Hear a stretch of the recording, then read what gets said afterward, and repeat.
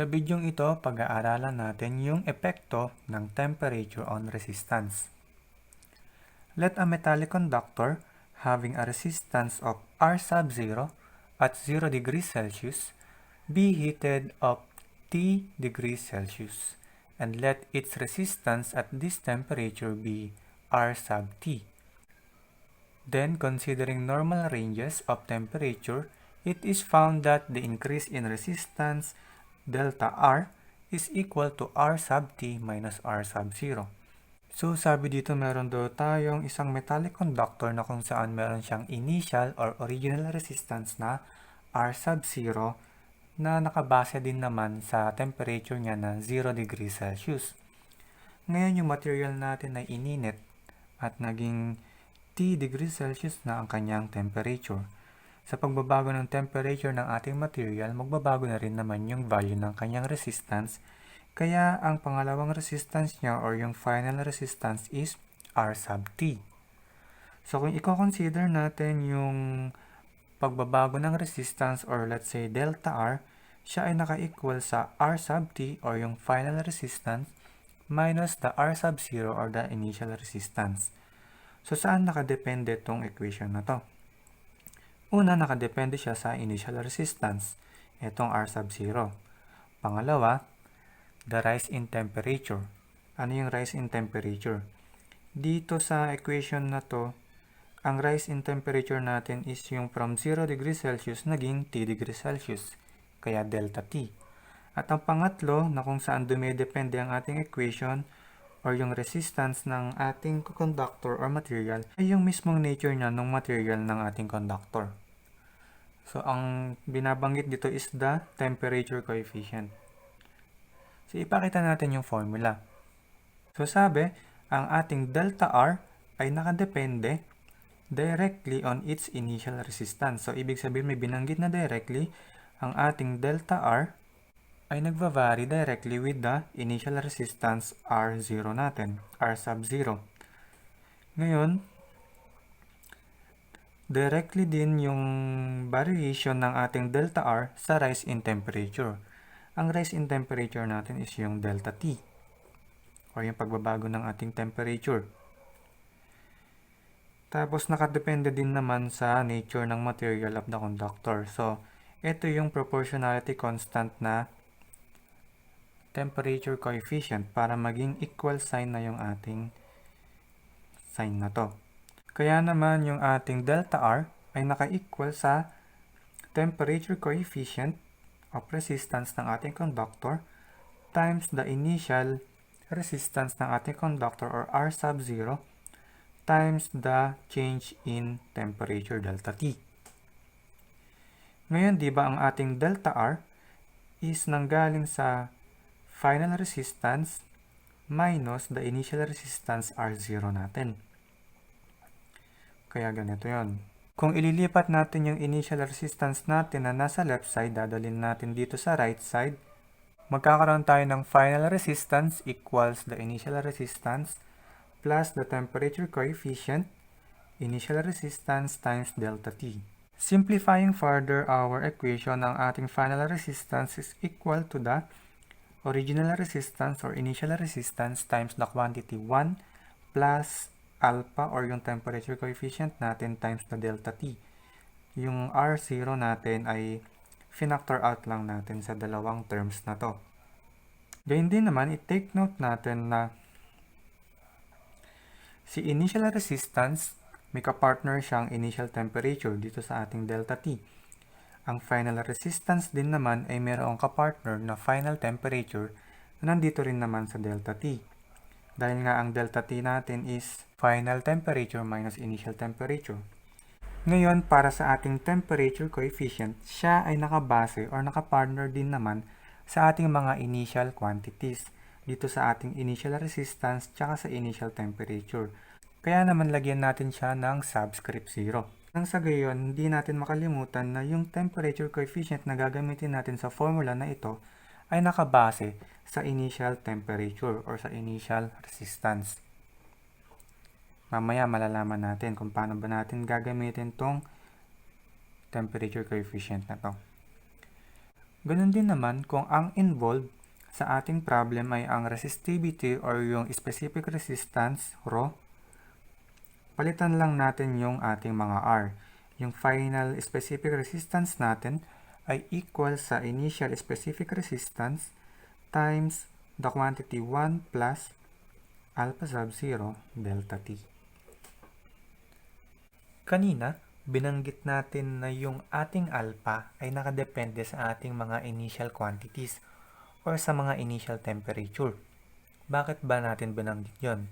Ang alpha kasi natin or yung ating temperature coefficient ay nag-iiba rin naman sa pag-iiba ng temperature or sa pag-iiba ng initial temperature natin.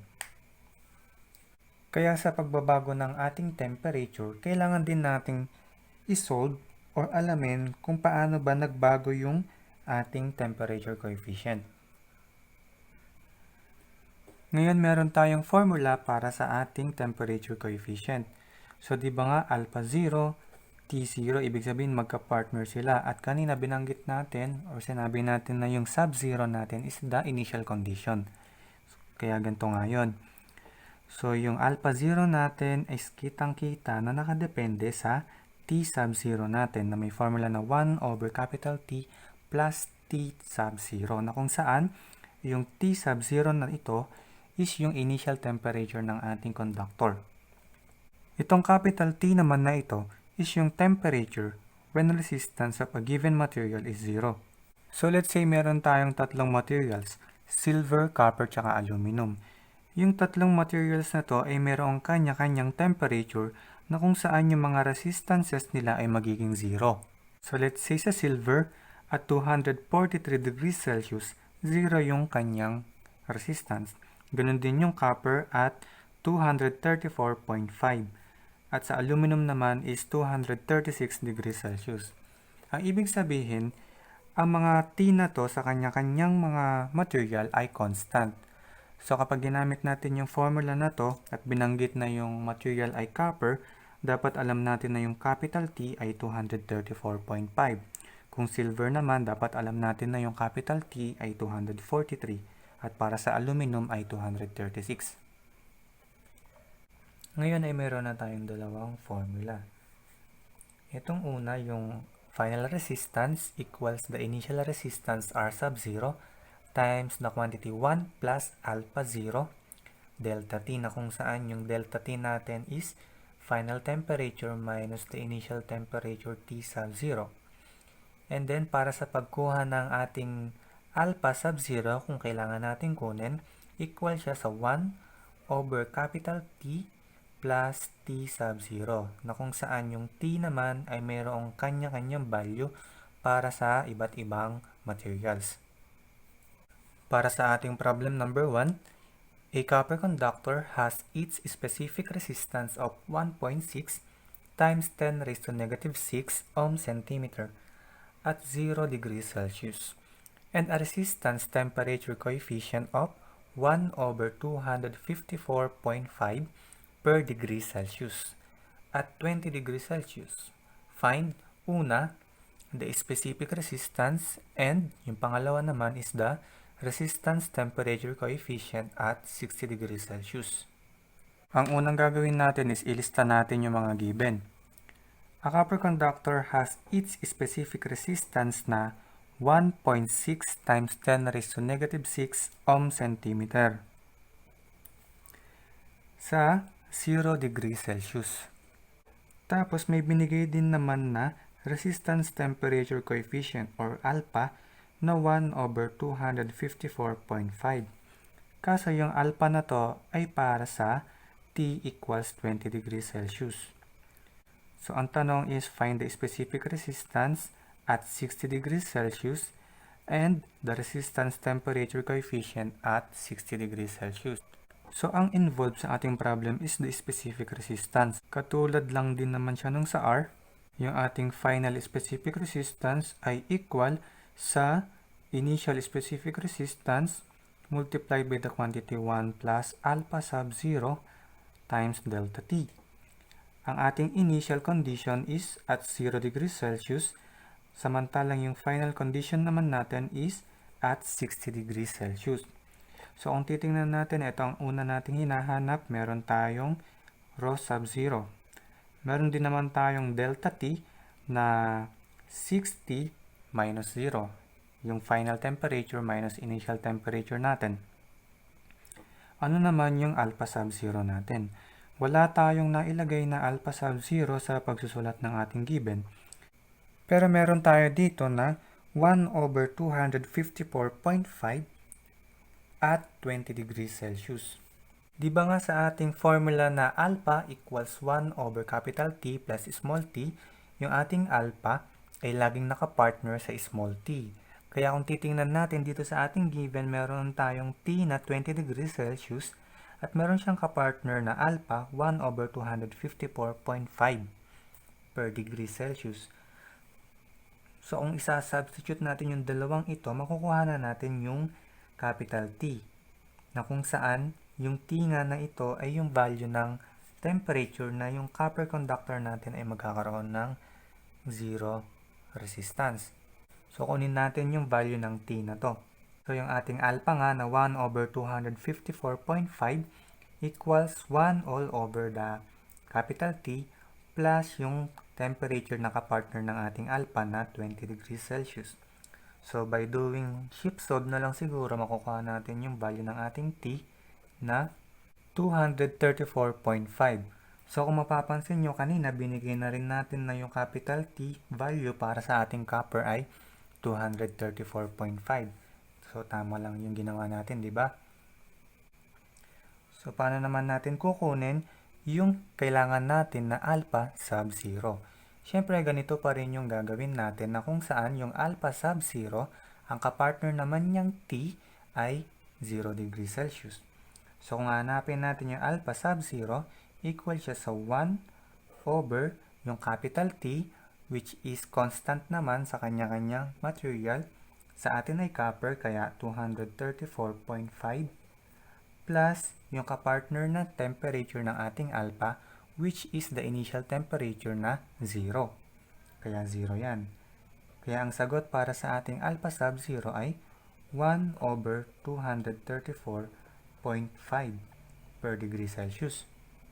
So, sa pagsasubstitute ng ating mga values, meron tayong rho sub-zero na 1.6 times 10 raised to negative 6 ohm centimeter times 1 plus yung nakuha nating alpha sub-zero na 1 over 234.5 times yung delta T natin na final temperature minus initial temperature na 60 degrees minus 0. So, kung pipindutin natin yan sa calculator, makukuha na natin yung sagot natin para sa unang tanong na specific resistance at 60 degrees Celsius. So, ayan, sa pagpindot natin sa calculator, makukuha natin yung ating final specific resistance na 2.01 times 10 raised to negative 6 ohm centimeter.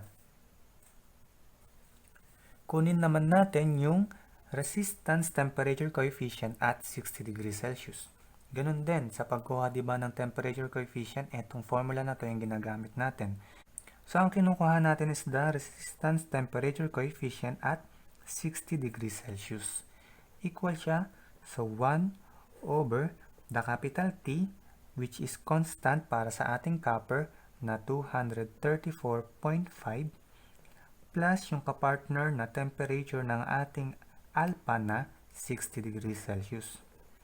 So, ayan, ang sagot dyan ay ang ating temperature coefficient at 60 degrees Celsius ay 1 over 294.5 per degree Celsius.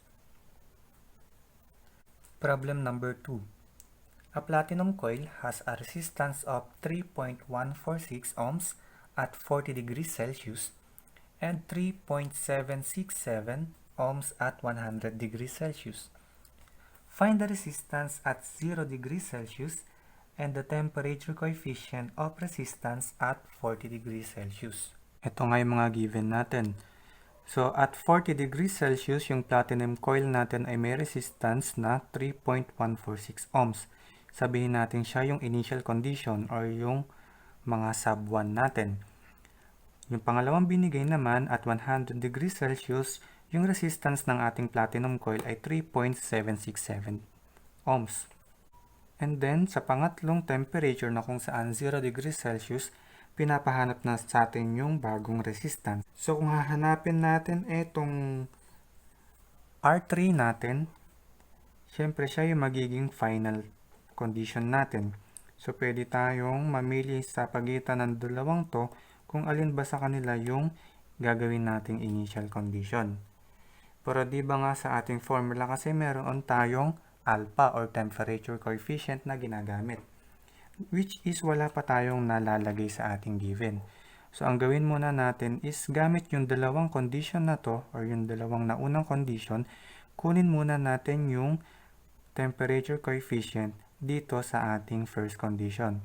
Di ba nga ang ating formula is yung final resistance equals the initial resistance times the quantity 1 plus alpha sub 0 or yung temperature coefficient natin with respect to the initial condition na resistance or temperature times the delta T or yung ating change in temperature.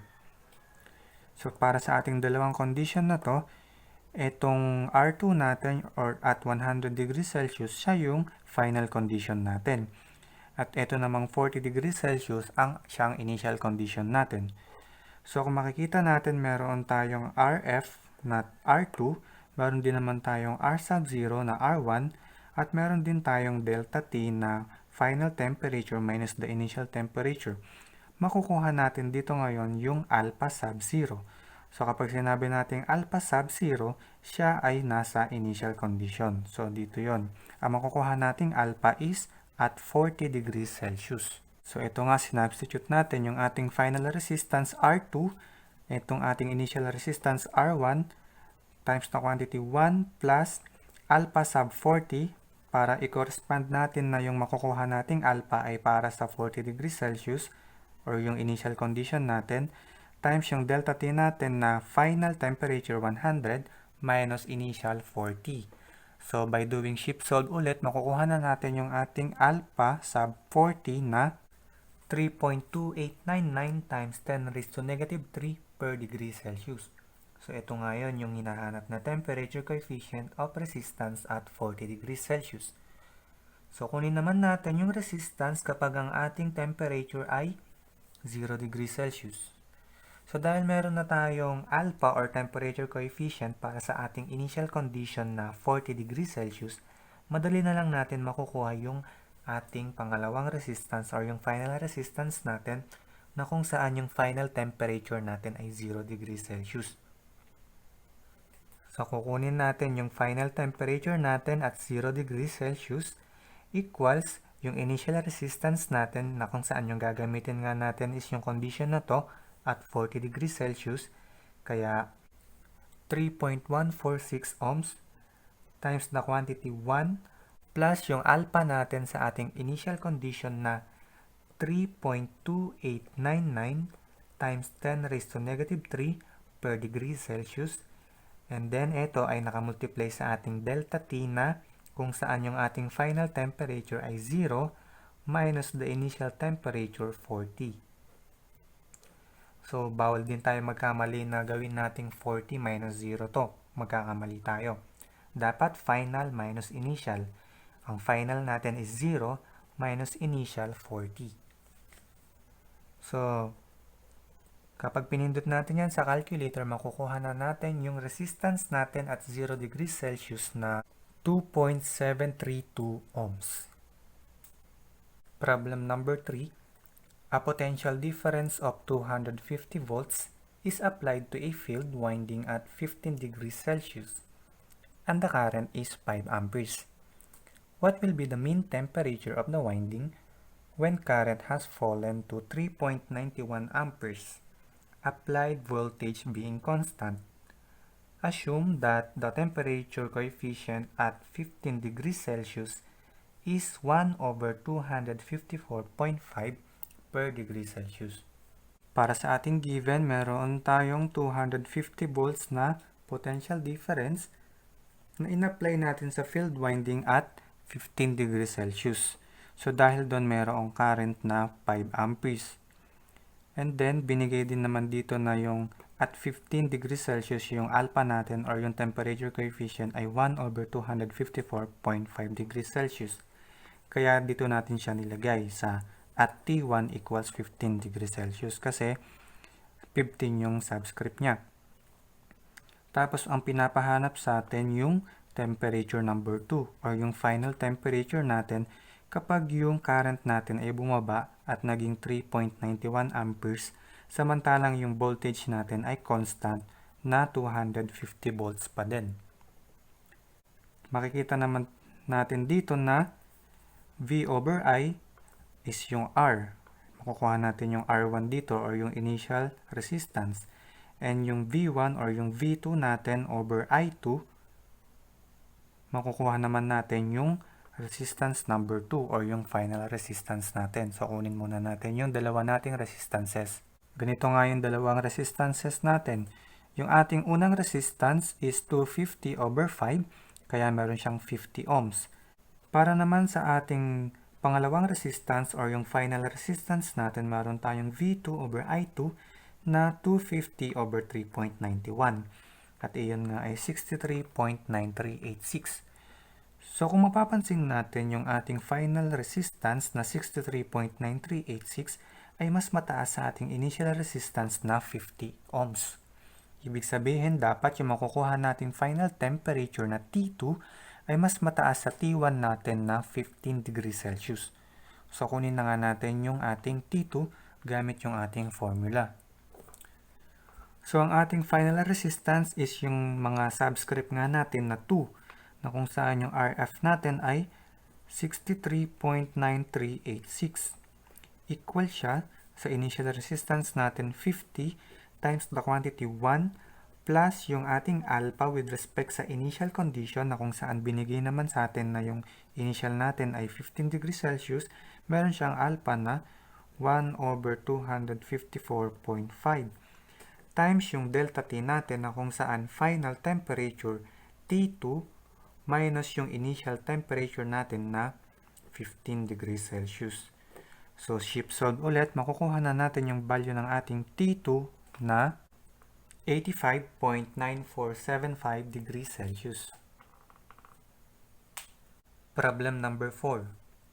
Two coils connected in series have resistances of 600 ohms and 300 ohms with temperature coefficient of 0.1% and 0.4% respectively at 20 degrees Celsius. Find the resistance of the combination at a temperature of 50 degrees Celsius. What is the effective temperature coefficient of the combination? So para sa ating given, meron binigay na mga values na kung saan yung temperature or yung initial temperature ay 20 degrees Celsius. Una, merong dalawang resistances na 600 ohms tsaka 300 ohms na kung saan yung 600 ohms na resistor natin or yung coil natin ay merong coefficient na 0.1%. Samantala, yung coil naman natin na mayroong 300 ohms na value sa resistance ay mayroong temperature coefficient na 0.4%. Ang lahat ng iyan ay sa 20 degrees Celsius. Find the resistance daw ng combination at the temperature of 50 degrees Celsius. Ano yung sinasabing resistance ng combination? Kung sa 20 degrees Celsius, ang resistance ng ating combination ay RA plus RB kasi series ang ating connection, di ba? Kaya yung combination resistance natin at 20 degrees Celsius ay 600 plus 300 na 900.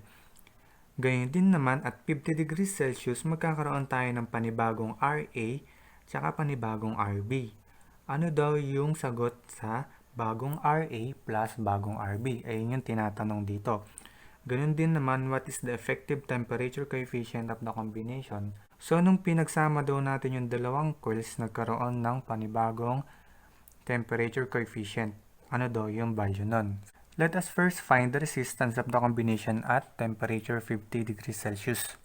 So, di ba nga kasi, yung ating total resistance sa series circuit natin is yung RA plus yung RB.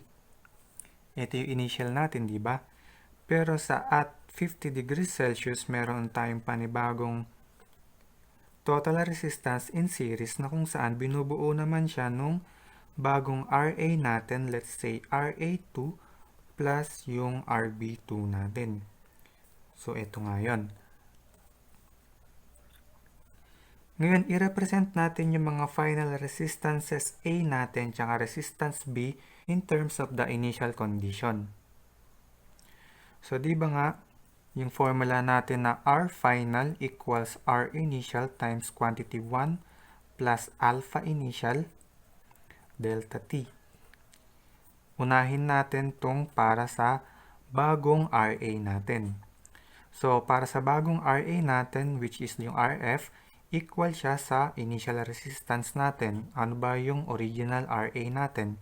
600 ohms. Times the quantity 1 plus yung alpha sa ating original condition o yung alpha ng A natin na 0.001 or yung 0.1% times the delta T. Ang delta T natin is yung final temperature which is 50 minus yung initial temperature na binigay na 20 degrees Celsius.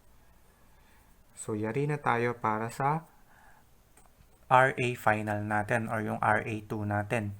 Para naman sa RB2 natin, dito na tayo magpo-focus. Ito nga RF natin is yung final RB natin na RB2. Equal siya. So, yung RB2 na to is papalitan na natin ng ganito. Sa initial na RB natin na 300 ohms times na quantity 1 plus yung alpha at initial temperature ng ating resistance B. Ito yon, yung initial temperature, yung alpha niya na 0.4% or 0.004 times the quantity delta T. Ang delta T ulit natin is ganun din, 50 minus 20. So, dito makukuha na natin yung hinahanap nating resistance ng combination at 50 degrees Celsius. So, yung RT or yung total resistance nga natin at final condition which is the 50 degrees Celsius ay 954 ohms. Ngayon may tanong pa kasi diba na what is the effective temperature coefficient of the combination? So, kung meron tayong formula na RF equals RO times the quantity 1 plus alpha delta T, meron tayong dalawang temperature na dito. Una is yung 50 degrees Celsius tsaka yung 20 degrees Celsius. So, meron tayong value para sa delta T. Ngayon, nakuha natin yung final total resistance kasi nasa combination na tayo eh. Meron tayong final resistance para sa combination na 954 ohms.